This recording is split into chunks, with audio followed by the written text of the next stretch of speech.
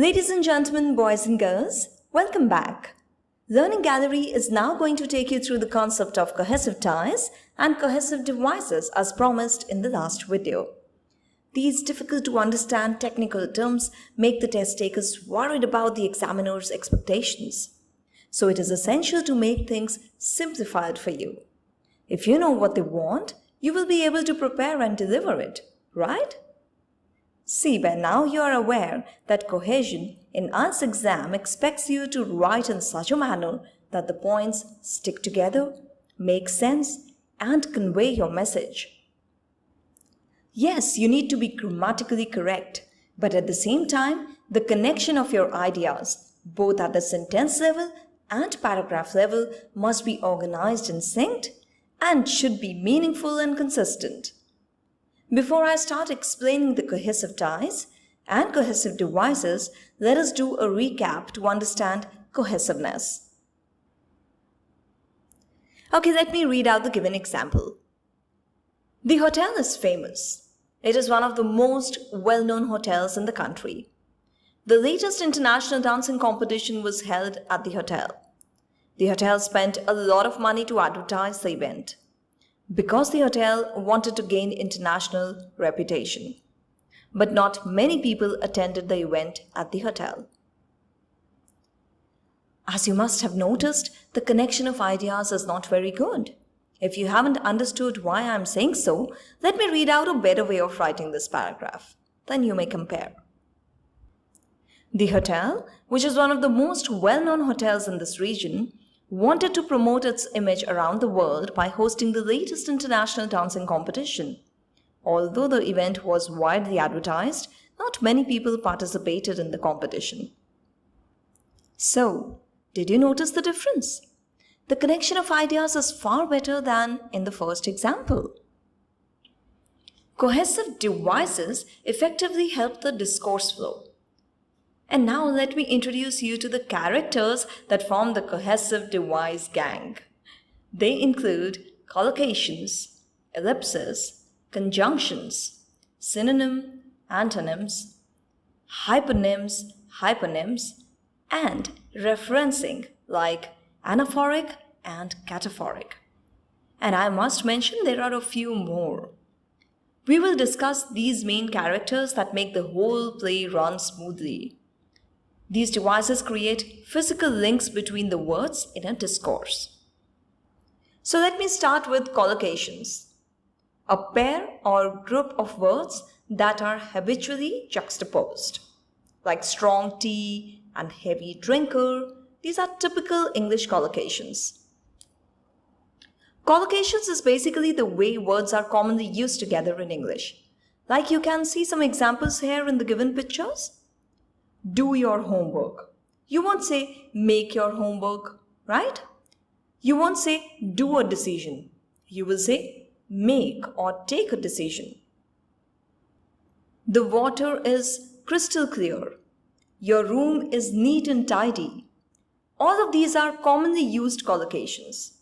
Once you read some wrong collocations, it will get easier for you to understand the importance of the correct ones. Now let me make you meet a very common friend of yours. Yes, he is also a part of the cohesive device gang. Mr. Conjunctions.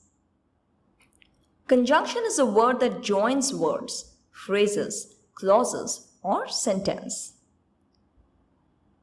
And here is a simple explanation of it. I am eagerly waiting to clear the IELTS test and get my study abroad visa, but I am not sure about my preparation. My mom says, unless you practice well, you won't be able to make it. Well, I wonder how we would have managed without conjunctions. And here comes ellipses, a great addition to English punctuation. For the ones who are not aware of what it is all about and its use, ellipses are a type of punctuation, 3 dots put together in a text for different purposes. When we want to omit, neglect, or overlook some text, when we want to signify a pause in speech, well, how to do that in writing? Ellipsis helps. And when there is an unfinished thought and you want to leave the readers with the same, All of this can be very well managed if you know how to use ellipses. Anaphoric and cataphoric references also sound crazy, like something related to astrophysics or rocket science, isn't it? However, in very simple terms, it just expects you to avoid repetition of names or naming words. Have a look at the examples given below. You will laugh at yourself for being scared of these terms. These references, however, hold a lot of importance in making better write-ups. Repetitive use of names or naming words sounds irritating. These references surely make your content better. And now from astrophysics, it seems we have moved on to some medical terms. Hyponyms and hyponyms. These terms remind me of my first aid lesson. Just kidding. These are very much a part of the English language learning, but not complicated at all. These too help us understand generic and specific words. When we know a particular word, we must know which broad category it falls under. You want to gift your girlfriend a gemstone. Here, gemstone is a hyponym. But when you say, I want to gift her a diamond, then that's a hyponym. Check out the other examples too. And now, ladies and gentlemen, join your hands together for Miss Linking Words. This glamorous woman takes care of some essential aspects in the cohesive device gang to make the sentences smarter. If you're not well versed with Miss Linking Words, you won't be able to make smart content. Start practicing by using them regularly in your write-ups. In fact, even when you are practicing for your speaking test. One sample chart is shared for your reference. Like here are some words for your use when you want to emphasize, want to add more to your opinion, when you have a contrasting thing to say, when you want to place content point-wise and in order, and yes, of course, there are many more. Okay, I have a question for you.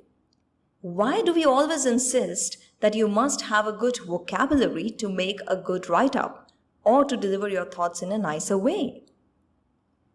It is because repetition of same word doesn't sound good. Okay, now tell me something. Don't people love giving different names to their loved ones? Baby, honey, cutie pie, and what not. Synonyms make our content impressive and interesting and add life to our productive skills. And of course, on the other hand, knowing their antonyms helps in delivering contrasting statements.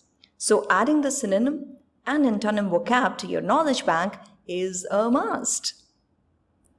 Dear viewers, if your write-ups and speaking practice is struggling to withstand the IELTS challenge, make friends with cohesive devices. They will come to rescue you and save your day.